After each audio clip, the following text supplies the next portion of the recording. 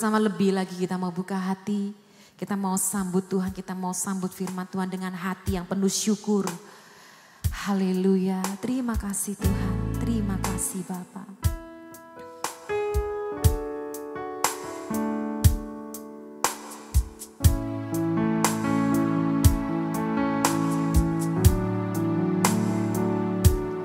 Firman-Mu pelita terang jalanku,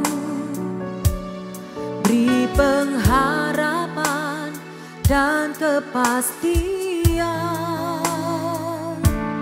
mampukan melewati semua persoalan, sangat teruji dan beri kemenangan. Firman-Mu pelita terang jalanku, beri pengharapan dan kepastian, mampukan melewati semua persoalan, sangat teruji dan beri kemenangan.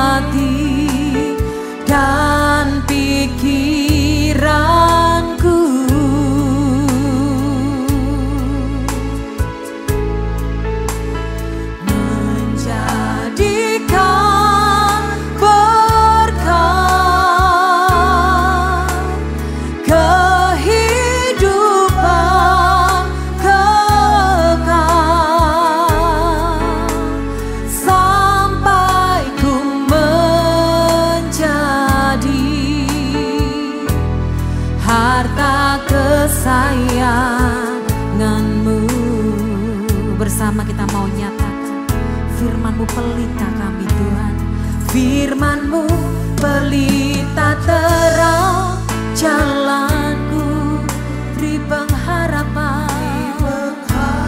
Di dalam nama Yesus ada pengharapan, di dalam nama Yesus ada kepastian, mampukan melewati semua persoalan, sangat teruji dan beri kemenangan. Satu kali lagi sama-sama. Firman-Mu pelita terang jalanku, beri pengharapan dan kepastian, mampukan melewati semua persoalan, sangat teruji dan beri kemenangan.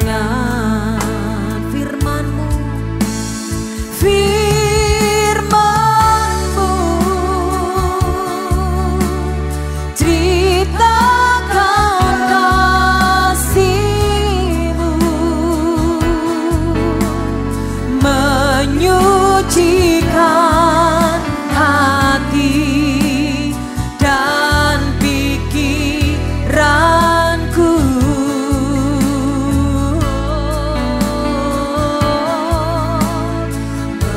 Menjadikan berkat kehidupan kekal, sampai ku menjadi harta kesayangan. Mari bersama sambut Tuhan, kita bangkit berdiri. Katakan firman-Mu. Firman-Mu, ceritakan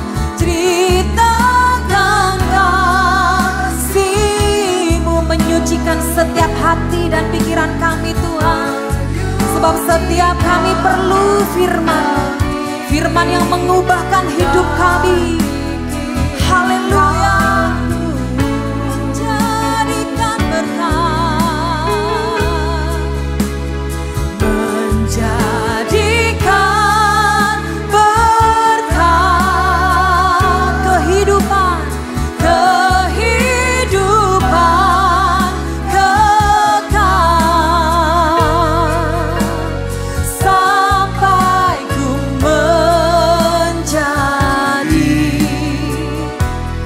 harta kesayanganmu.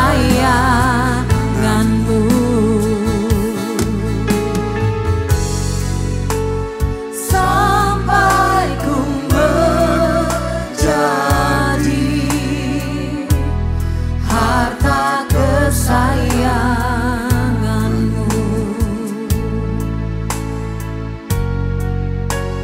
Sampai ku menjadi harta kesayanganmu.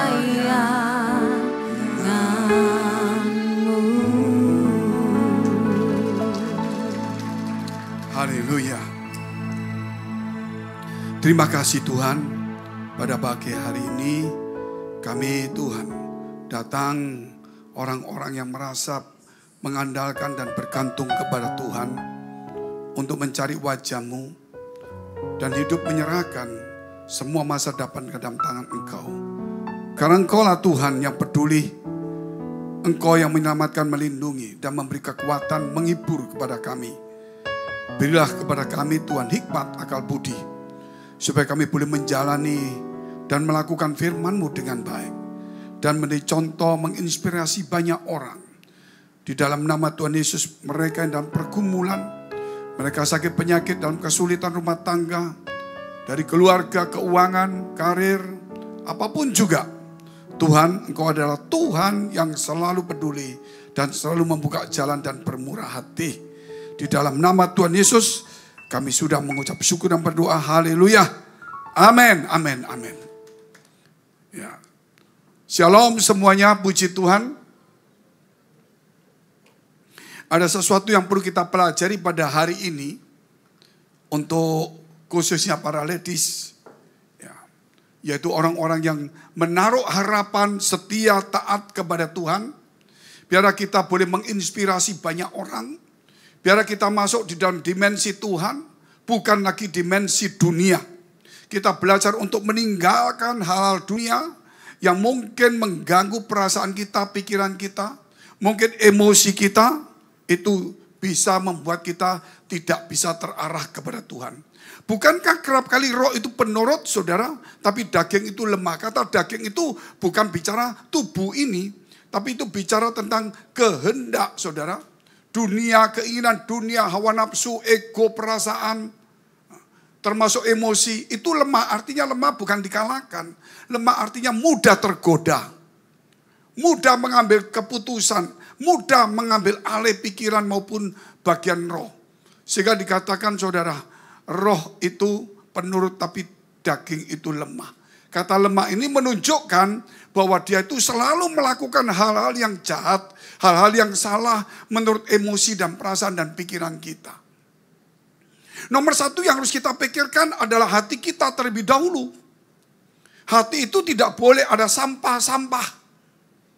Dan sampah-sampah itu sakit hati, kecewa, iri hati, ego, saudara, dendam, tersinggung, salah paham, ya, dan sebagainya. Itu nomor satu dibuang dahulu. Itu kalau itu sudah dibuang, hati itu sudah menjadi tempat firman Allah. Dan menjadi rumah Allah.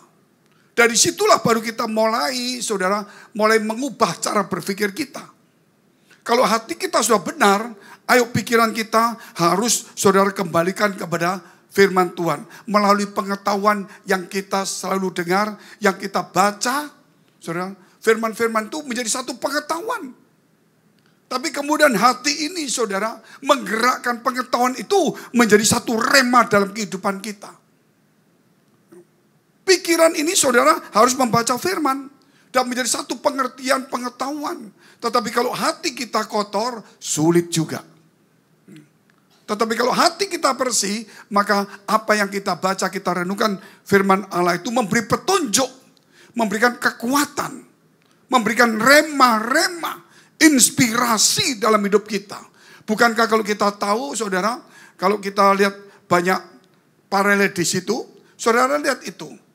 Bukankah dia banyak inspirasi contoh dalam hal fashion, pakaian, rambut, muka, saudara, sepatu, tas. Bukankah dia itu, saudara, kalau kita melihat itu fashionable. Artinya di sini dia itu mudah menata, saudara. Oleh karena itu, mari kita juga menata, saudara, hidup kita sesuai dengan firman Allah. Jadi di sini saudara kita akan belajar. Setelah hati, maka kita akan melihat, saudara, yaitu kita bicara tentang pikiran dan perasaan termasuk emosi di dalamnya. Kita baca dulu firman Tuhan di dalam kitab, yaitu Filipi pasal 2 ayat 6 sampai dengan 8. Yang walaupun dalam rupa Allah, yaitu Yesus, tidak menganggap kesetaraan dengan Allah itu sebagai milik yang harus dipertahankan. Artinya mari kita mengosongkan emosi kita, ego kita, maunya kita, saudara. Itu perlu. Jangan cuma saudara menonjolkan perasaan kita, saudara, emosi kita itu lebih ke depan. Karena banyak perempuan kan dikuasai oleh banyak perasaan dan emosinya. Tuhan aja telah mengosongkan kealahannya. Mengapa saudara kita tidak mengosongkan perasaan emosi yang memang menguasai para perempuan. Dan itu juga membuat banyak hal yang tidak baik. Tetapi mungkin ada yang baik juga. Tetapi banyak hal membuat perselisihan salah paham.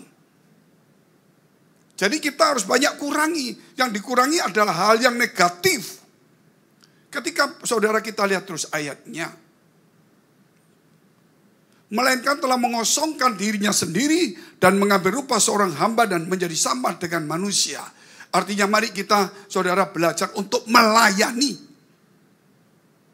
Kalau kita telah mengosongkan keakuan kita, ego dan perasaan kita, maka kita bisa melayani sebagai hamba. Tapi kalau kita tidak mengosongkan perasaan kita, ego kita dan emosi kita, kita tidak akan pernah bisa melayani. Melayani kita akhirnya cuma memerintah sebagai Tuhan dan menjadi batu sandungan. Termasuk di dalam keluarga, kita nggak bisa melayani dengan baik. Apalagi kalau kita tinggal di negara seperti ini. Banyak perempuan-perempuan mengandalkan saudara, para pembantu atau suster. Akhirnya saudara, ya cuma mikirnya cuma hal-hal mungkin yang ya ada positif, ada negatif lah. Coba kita ambil alih belajar supaya dalam rumah tangga itu kita ambil bagian-bagian yang penting walaupun kita punya uang. Ambil bagian bagaimana kita seorang hamba latih di rumah kita. Setelah melatih di rumah kita baru bisa di gereja. Makanya kenapa sulit saudara di gereja khususnya di daerah negara seperti kita ini. Saudara. Kerap kali perempuan kalau melayani kok banyak gesekan. Kenapa banyak gesekan? Karena dia biasa di rumah itu memerintah. Memerintah mungkin suster, pembantunya, mungkin anaknya. Nah itu kebiasaan muncul di gereja. Tapi kalau dia yang mengimbangi di rumah dengan sebagai seorang hamba, ramah walaupun kepada anaknya, walaupun kepada suaminya, mungkin juga kepada orang tua atau mertua atau juga pembantu di gereja, dia akan terbawa sifat yang baik. Tapi kalau perasaan emosi ini meledak-ledak di rumah, karena mungkin pembantu, karena anak, mungkin karena suami naruh barang tidak bagus, kita terus perintah, kita ngamuk, itu akan membawa kita kebiasaan di gereja. Terus kita lihat teman, kenapa kamu kotor itu mestinya ngerti dong. Jadi ribut. Jadi kadang-kadang hal-hal sesuatu itu kita bersihkan dulu, terus kita ambil waktu, mungkin ngomong pelan-pelan sama anak, ada waktu mungkin pas ada yang membantu kita, pas pergi supermarket omong-omong, diajak makan atau minum sedikit, baru kita ngomong, mestinya begini. Memang kelihatannya biasa, tapi itu melatih diri, supaya kita tidak langsung emosional, tidak langsung saudara pakai perasaan, tapi kita kendalikan dengan pikiran yang dikuasai pengetahuan dan pengertian akan firman Allah. Dan hati sudah dikuasai Tuhan, tidak gampang emosi. Ini yang terjadi. Makanya kerap kali kalau kita lihat di dalam kehidupan, problem-problem utama itu adalah yang menonjol adalah hal itu. Hawa itu punya pengetahuan. Dia bisa ngomong sama ular atau iblis.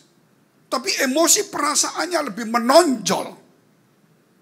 Sehingga pikirannya dikalahkan. Tapi kalau hatinya untuk Tuhan, pikirannya, pengertian firman, emosi ditekan, saudara, perasaannya dikuasai, saya yakin, saudara, dia tidak akan jatuh. Walaupun kita mengerti firman Allah. Walaupun kita tahu firman Allah. Tapi perasaan dan emosi itu sangat bahaya, termasuk saya. Ada hal tertentu saya menyendiri. Kenapa? Mungkin pikiran lagi, saudara, ada sesuatu yang harus dipikirkan, didoakan yang agak rumit. Tiba-tiba ada sesuatu terus, saudara, itu kita bisa saja marah. Makanya terus kita belajar untuk mengendalikan. Kapan ketika mengendalikan?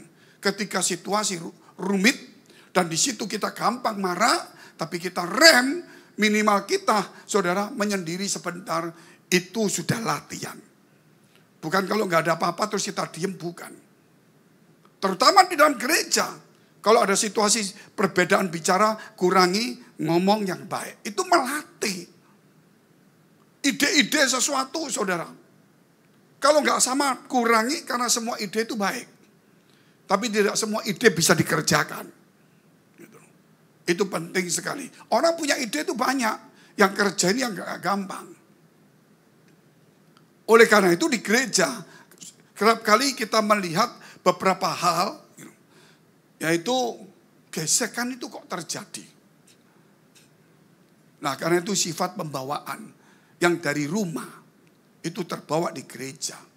Kalau di rumah sudah damai sejahtera, mengatur dengan baik, walaupun dia seorang nyonya yang banyak uang, mungkin punya pembantu, punya sopir, punya ini, punya itu. Tapi kalau dia bisa ngontrol emosinya dan dia bisa mengambil bagian tertentu untuk anaknya, suaminya sekali-sekali dia yang masakin, panasin, walaupun mungkin pembantunya, saudara, itu nganggur, sekali-sekali bersihkan kamar anaknya, sekali-sekali bersihkan WC, dapur, walaupun tidak setiap hari. Itu melatih supaya kita tidak gampang memerintah. Nggak masalah saudara perintah, saudara punya uang kok. Tapi saudara ngambil itu menurut orang lain satu kebodohan, bukan. Saya melakukan ini adalah melatih saya. Melatih itu pasti bayar harga. Gitu. Daripada saudara bayar di luar, saudara di rumah. Dan menjadi contoh teladan bagi rumah. Oh, ini berarti di gereja bagus. Nyonyaku, istriku, mamaku, anakku. Walaupun begini tapi dia rendah hati, ringan tangan. Itu perlu karena itu latihan. Jangan cuma di gereja duduk diam. Latihannya bukan cuma di gereja, di rumah itu penting. Ujiannya di gereja. Makanya saudara kalau kita lihat. Kenapa? Kalau mereka kumpul sedikit, nggak lama pasti beda pendapat terus berantem. Ya karena itu perasaan emosinya menonjol. Sehingga pengetahuannya itu kurang. Kita lihat terus ayatnya dahulu.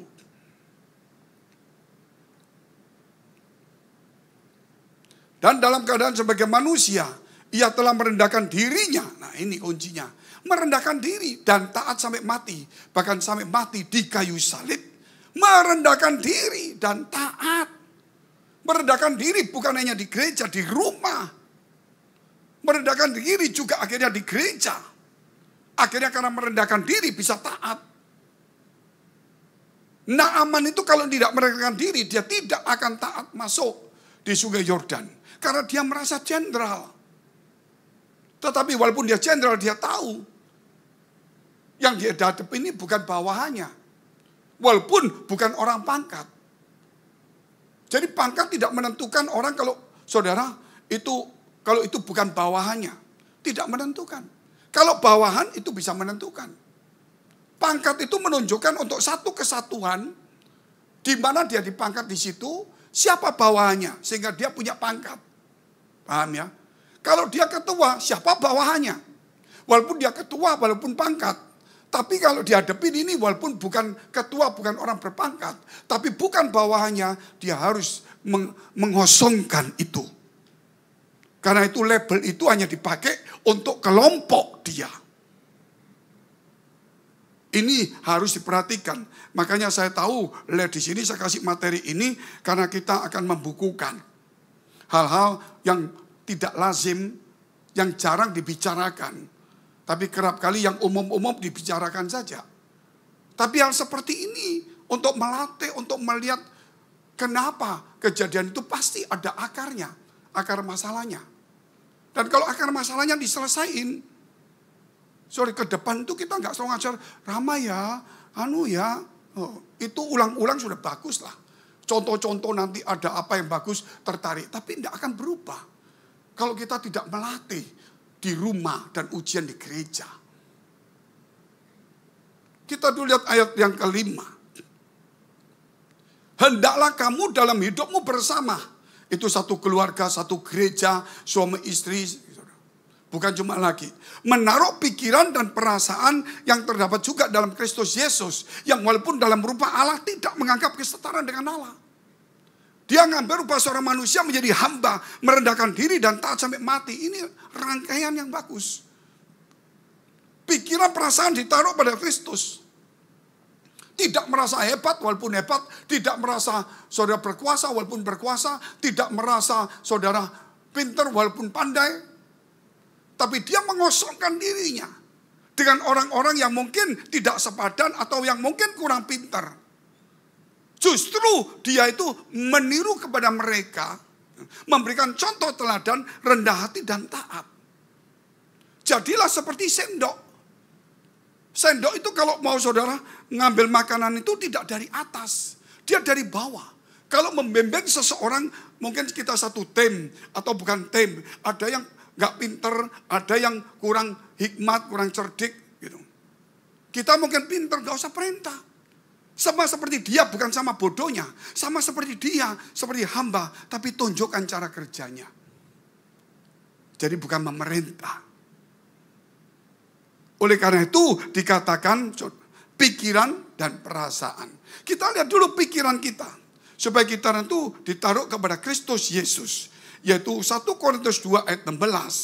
Saya yakin kalau ini kita renungkan ulang-ulang, maka pelajaran ladies ini gak usah terlalu berumit-rumit. Kita akan bisa mengatasi diri kita sendiri.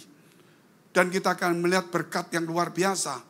Dari keluarga kita bisa berubah, kelompok gereja kita bisa lebih baik. Tapi dimulai dari kita, bukan menuntut ke orang lain. Sebab siapakah yang mengetahui pikiran Tuhan sehingga ia dapat menasihati dia? Tidak ada. Tuhan mestinya orang itu nurut karena dia mesti ngerti. Itu saudara menasihati Tuhan. Tetapi kami memiliki pikiran Kristus. Apa pikirannya?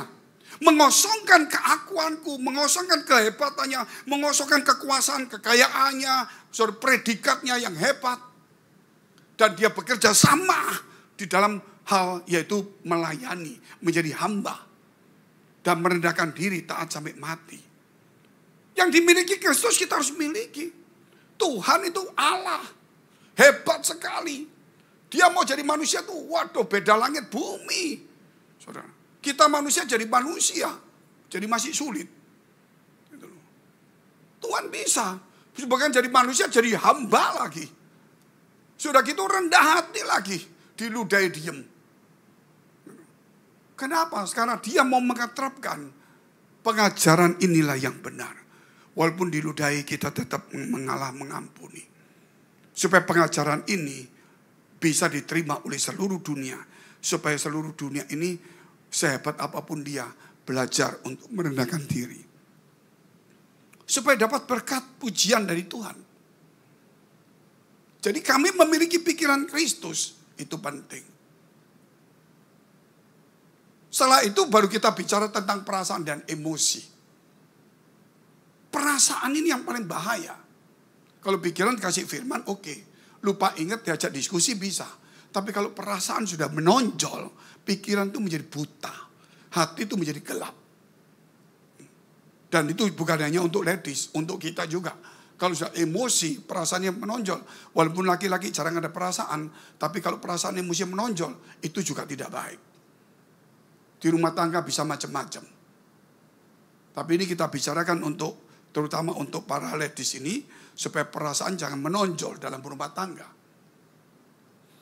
Supaya emosi kita tekan, karena tidak mungkin semua orang menurut selera kita, menurut pandangan kita. Justru kita belajar untuk kebersamaan. Mungkin anak kita masih kotor-kotor di kamarnya, masih gak bisa disiplin. Mungkin suami kita tempat buru-buru banyak lupa. Sudah ngomong, lupa lagi toh? Lupa lagi kan? Lupa lagi kan? Aku bisa ngomong lupa terus kamu. Nanti suatu hari dia benar-benar lupa pulang rumah loh. Gitu loh. Kalau lupa barang jangan dimarahi terus. Yang penting jangan lupa rumah. Gitu loh. Lupa kan? Kunci lupa lah. Biasa lupa. 3 tahun lagi pulang lupa rumahnya di mana. Kesalahan kecil, saudara. Ini saya ngomong benar ini. Supaya kita mengubah, jangan menuntut yang lain. Sekali-sekali lupa apa, masa orang gak lupa. Gitu loh. Yang penting jangan lupa pulang, gitu saudara. Jangan lupa istri, gitu. Itu penting dulu. Ini perasaan harus terdapat juga pada Kristus. Ini perasaan. Kita lihat saja contoh Sarah dan Hagar. Hagar itu hamba. Sarah itu nyonya. Tiba-tiba Hagar itu didorong sama Sarah supaya sama suaminya punya anak. Ketika punya anak, dia lupa kalau dia hamba. Dia merasa bersaing dengan nyonyanya. Padahal nyonyanya yang nyuruh. Nah ini berarti perasaan, saudara. Ego, emosinya. Aku berhasil, walaupun aku bawaan, tapi ini nanti kita lihat. Nanti itu kita lihat pelan-pelan. Contoh-contoh. Kita lihat contoh dulu, nanti kita baru konklusikan sifat-sifat apa saja. Kita lihat juga, saudara, Rahel dan Lea. Adik kakak, bisa bersaing. Banyak-banyak anak, luar biasa enggak, saudara? Jadi aku punya anak 3, aku kalau bisa lebih banyak. Bersaing sana punya 1, aku tambah 1 lagi. Gitu. Dia ngambil lagi, tak kasih pembantuku ambil. Jadi sudah gak bingung dia. Saudara, pembantu kuasikan semua sama. Sana juga lu ngasih pembantu 1, gua kasih 2. Hebat enggak ini? Sudah di luar nalar. Padahal adik kakak bisa berantem. Ini kita lihat orang-orang yang dekat-dekat semua. Yang satu tuh nyonya hamba. Yang satu tuh adik kakak. Nah ini kenapa perempuan, saudara? Nah kita lihat Rut dan Orpa. Sama-sama bagus. Tapi di akhir, Orpa itu mudah goyah. Karena Rut tetap kepada pendiriannya. Saudara di gereja, tetap di gereja. Aku enggak mau ke gereja. Susah, tetap di gereja. Melayani. Tapi gembalanya ngomong, sudahlah. Kalau kamu merasa berat, gak usah melayani. Oh itu benar, minggir saudara.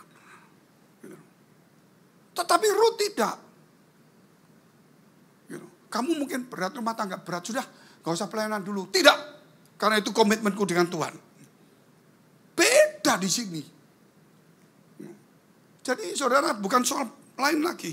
Kita lihat juga Maria dan Marta. Satu saudara, iri-irian. Padahal dua-dua bagus. Satu melayani, satu dengan firman Allah. Persoalannya saudara, Marta itu iri. Kenapa lu duduk diem? Padahal Tuhan lebih mengatakan, kalau waktunya firman lebih baik duduk diem, jangan hilir mudik. Karena itu yang utama. Tapi kalau nggak dengar firman Tuhan, Marta kerja, Maria enggak. Pasti dimarahi, nggak usah. Marta menasihati Yesus. Pasti Yesus kata, itu loh saudaramu kerja, kok kamu nggak kerja? Tapi karena dia mendapatkan bagian yang terbaik. Jadi kalau di gereja itu sibuk-sibuk. Tapi kalau firman, saudara, itu saudara tidak boleh sibuk. Karena Tuhan yang sibuk melayani kita. Jangan nanti saudara melayani Tuhan. Firman itu Tuhan yang melayani kita lagian. Duduk diam. Coba bayangkan saudara kalau ngelap lantai atau ngepel. Ngepel. Yang satu jalan masuk lagi kamar. Keluar lagi dipel, keluar lagi. Saudara, masuk lagi. Saya pasti ngomong nanti lama-lama tak lap mukamu itu saudara. Gitu loh. Jengkel. Padahal saudara kerja juga. Kenapa? Aku lagi sibuk. Gitu loh. Kamu duduk diam. Gitu loh. Nah kalau Tuhan itu lagi sibuk ngajar firman Tuhan, kita duduk diam. Jangan hilir mudik. Gitu loh. Supaya firman itu bisa menjadi sesuatu yang berharga. Jangan firman itu menjadi sesuatu yang saudara anggap tidak berharga. Duduk diam mendengar firman Tuhan itu dapat pujian loh. Lihat Maria. Dia melakukan yang terbaik. Yang tidak pernah diambil dari bagian dia. Itu dapat pujian. Nah itu mesti dirubah. Kita lihat juga istri Lot. Bagaimana? Sudah ngungsi. Pusing-pusing saudara. Masih mikirin. Hal-hal yang di belakang. Kalau kita ini sudah kerja melayani. Atau kalau dalam rumah tangga. Jangan saudara kita ongket-ongket yang lama dulu. Walaupun itu terkenang. Ya kita cari waktu ngomongnya. Dan lebih terarah. Karena masa lalu itu kebanyakan. Itu menjadikan problem besar. Membebani perjalanan kita ke depan. Tapi tidak mungkin masa lalu itu tidak ada. Apalagi sesuatu yang saya tinggalkan. Di dalam pelayanan juga sama. Fokus kepada Tuhan. Perempuan-perempuan ini. Jangan mikir yang nanda. Fokus kepada Tuhan dulu. Sampailah di tujuan. Sampai firman itu mendarat di hati kita. Kalau istri Lot itu sampai di Soar sudah aman. Gitu. Tidak mungkin itu Lot itu sama anak-anaknya lagi. Pasti ada istrinya. Jadi akhirnya rumah tangga kacau. Padahal sama-sama saudara terarah ke gereja. Tapi yang satu, gua di gereja ini gak cocok. Kenapa? Itu kalau laki-lakinya bagus, ya siap bagus. Ibu-ibunya, aduh. Gitu. Lu kenapa gua aduh? Ya saudara tahu sendiri kenapa lah. Jadi disinilah saudara ada contoh-contoh. Bagaimana Esther yang hebat itu. Yang dia sudah bertakhta sebagai ratu. Ketika diingatkan oleh firman Tuhan, dia langsung turun, mati gak apa-apa, hilang takhta gak apa-apa. Kenapa? Karena tugasku bukan aku harus naik jabatan, tapi bagaimana aku menjadi alat Tuhan yang baik. Itu perlu. Banyak contoh-contoh, tapi kita akhiri saja dengan beberapa sifat-sifat saudara. Sifat-sifat yang namanya perasaan. Coba lihat yang muncul itu. Bagaimana tadi Hagar sama Sarah. Sudah lupa. Lupa kedudukan. Karena apa? Kedudukan itu membuat orang lupa. Menjadi orang sombong, arogan. Tidak menghargai orang lain. Ini berbahaya.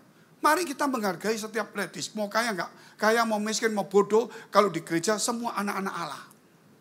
Kalau soal di luar nanti saudara pakai mobil yang mewah. Gitu loh.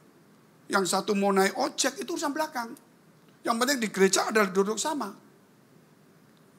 Kalau di mobil itu masing-masing. Tapi di gereja itu sama semuanya. Jadi enggak usah bicara perbedaan lagi.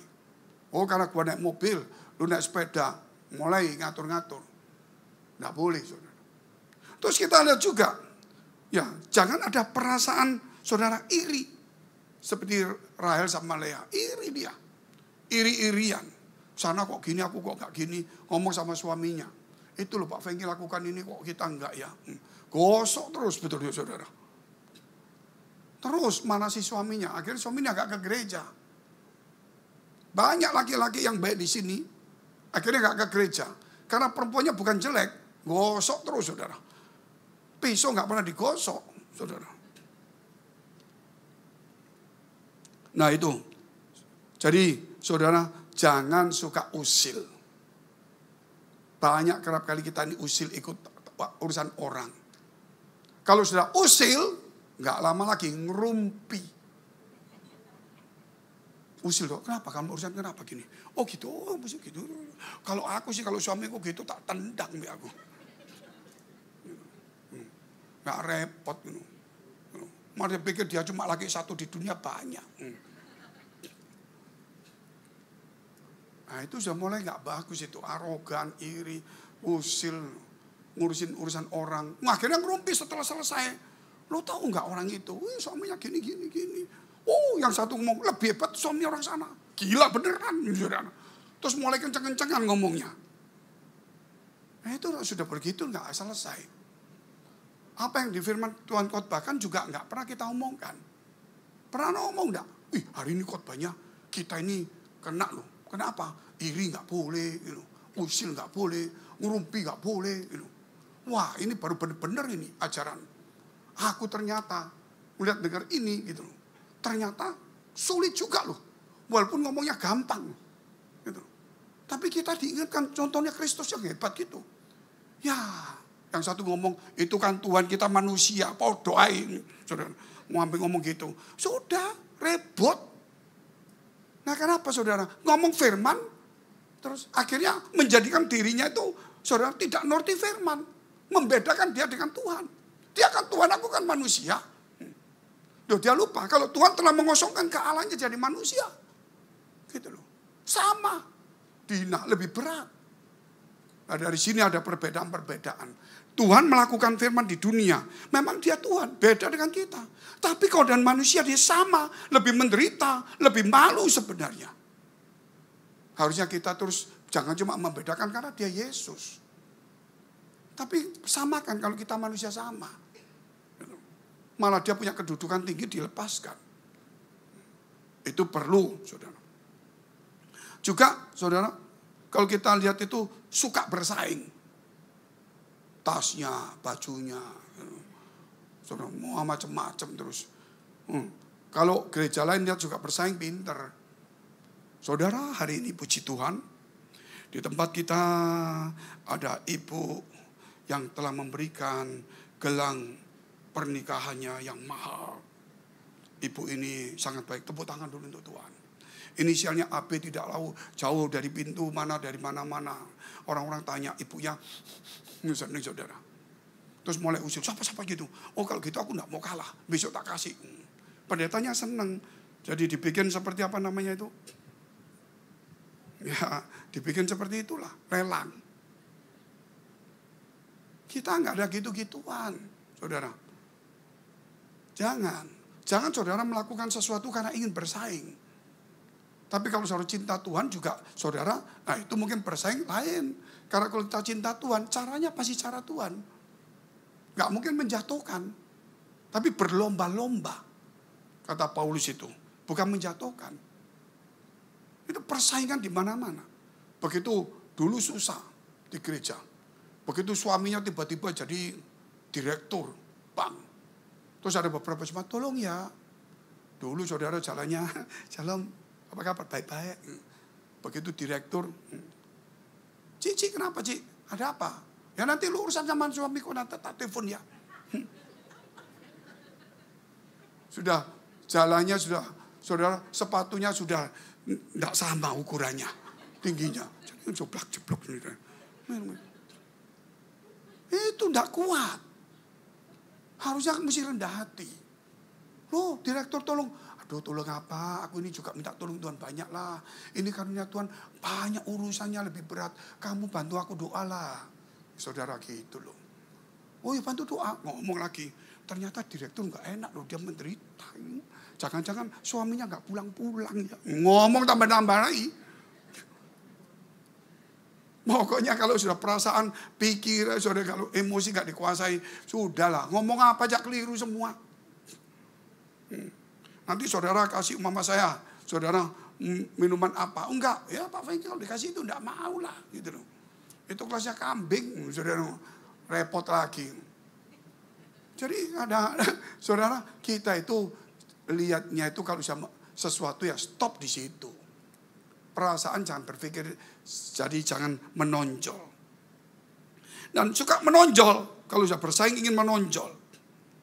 Nah, dan akhirnya saudara tidak suka dinasehati. Kalau sudah tidak suka dinasehati, kita pendeta cuma diam saja. Hanya kita doakan supaya Tuhan itu yang mendidiknya. Makanya nanti kalau Tuhan sudah mendidik, jangan salah, tiba-tiba bisa kejebur di selokan. Kalau selama pendeta masih mau nasihati, jangan diomong cerewet. Karena kalau nggak cerewet, nggak dipakai jadi pendeta, Ibu. Kalau ibu-ibu di sini kalau suka cerewet, jadilah pendeta. Cerewetnya di mimbar aja gitu loh. Supaya ada pelarian. Alamannya tepat. Makanya saudara, itulah saudara yang saya katakan terakhir itu, saudara, ya setelah kalau mau dinasihati itu berarti telinganya yang bekerja, mulutnya diam. Enggak ada amin ini. Ibu-ibu kerap kali kalau suami ngomong, gini loh mak, enggak usah ngomong, aku sudah tahu. Luar biasa katanya, suaminya khotbah begini. Saudara tahu enggak? Tuhan mah tahu, tapi istri saya juga mah tahu. Luar biasa. Hebat tuh saudara. Dia tahu cuma dari mana caranya? Dari baca WA-nya suaminya semua, tahu semua. Jangan menyaingi maha tahu lah saudara. Coba maha kasih, maha murah gitu loh. Itu cobalah maha ampun gitu loh. Itu perlu dikerjakan. Oke lah nanti kita sambung lagi. Kalau itu terusin perasaan sudah memuncak. Khawatirnya saudara ngamuk nih. Kita bagi berdiri, kita berdoa dulu deh. Kita lagi tulis buku nanti. Dan bukunya beda. Yaitu wawasan-wawasan ini akan kita bongkar supaya kita dapat pandangan yang bagus. Bukan cuma diarahkan apa, tapi kita lihat banyak hal-hal, contoh-contoh yang salah. Dan problem akar masalahnya di mana. Dan bagaimana cara penyelesaiannya. Supaya kita tahu bagaimana latihannya, bagaimana ujiannya. Apa yang kita hadepin, jangan dianggap itu sesuatu yang perlu kita berantas. Tapi justru perlu saudara kita teliti untuk kita mulai terjun untuk menjadi contoh teladan bagi yang lain. Menginspirasi banyak orang. Mari kita berdoa, Bapa kami dalam surga, kami mengucap syukur atas kebaikan Tuhan bagi kami semua. Engkau sucikan hati pikiran kami supaya paralel di sini Tuhan boleh memberikan hatinya untuk rumah-Mu, untuk firman Tuhan. Supaya segala perasaan iri, ego, tersinggung, salah paham, mau menang sendiri, itu semuanya boleh disingkirkan. Sehingga pikirannya boleh menjadi terang karena ada firman Tuhan, mempunyai pengetahuan dan pengertian. Dan disitulah kemudian Tuhan Engkau pakai supaya perasaannya, emosinya boleh diserahkan sebagaimana Engkau telah menjadi teladan bagi kami semuanya. Di dalam nama Tuhan Yesus memberkati supaya pada hari ini ada terang dalam kehidupan, ada masa depan mereka. Dan ada jalan keluar, ada ide, hikmat, dan rema-rema inspirasi. Bagaimana memulai hidup menjadi terang dan garam di dalam keluarga dan di dalam gereja. Di dalam nama Tuhan Yesus. Kami berdoa Tuhan untuk gereja-gereja yang ada di seluruh dunia. Bagi para hamba Tuhan sampai kepada semua jemaatnya. Kiranya Tuhan memberkati mereka semua. Supaya mereka menjadi berkat dan berdampak. Sehingga gereja di seluruh dunia dipenuhi oleh jemaat yang mencari Tuhan dengan tulus dan takut. Buat semua hamba Tuhan dan gereja bersatu, rukun dan tidak terpecah-pecah. Supaya dunia percaya Yesus adalah Tuhan bagi kemuliaan Allah Bapa. Demikian juga untuk gereja di mana kami Engkau percayakan untuk mengembalakannya, yaitu gereja Blessing in the Spirit. Mari dekapkan tangan kita di dada. Untuk menerima berkat itu pasti, tapi menjaga hati itu jauh lebih penting. Jagalah hatimu dengan segala kewaspadaan, karena dari sanalah terpancar kehidupan. Jemaat yang dikasihi Tuhan, jadilah berkat dan terimalah berkat kasih karunia dari Allah Bapa di surga, di dalam Putra Tunggalnya Yesus Kristus, dan di dalam persekutuan dengan Roh Kudus yang menyertai kita mulai hari ini sampai selama-lamanya. Mari kita tutup doa Bapa kami bersama-sama. Bapa kami yang di surga, dikuduskanlah nama-Mu, datanglah kerajaan-Mu, jadilah kehendak-Mu di bumi seperti di surga. Berikanlah kami pada hari ini makanan kami yang secukupnya, dan ampunilah kami akan kesalahan kami, seperti kami juga mengampuni orang yang bersalah pada kami. Dan janganlah membawa kami ke dalam pencobaan, tetapi lepaskanlah kami daripada yang jahat. Karena Engkau yang punya kerajaan dan kuasa dan kemuliaan sampai selama-lamanya. Mari kita sama-sama katakan amin. Tuhan Yesus memberkati. Agung mulia nama Yesus.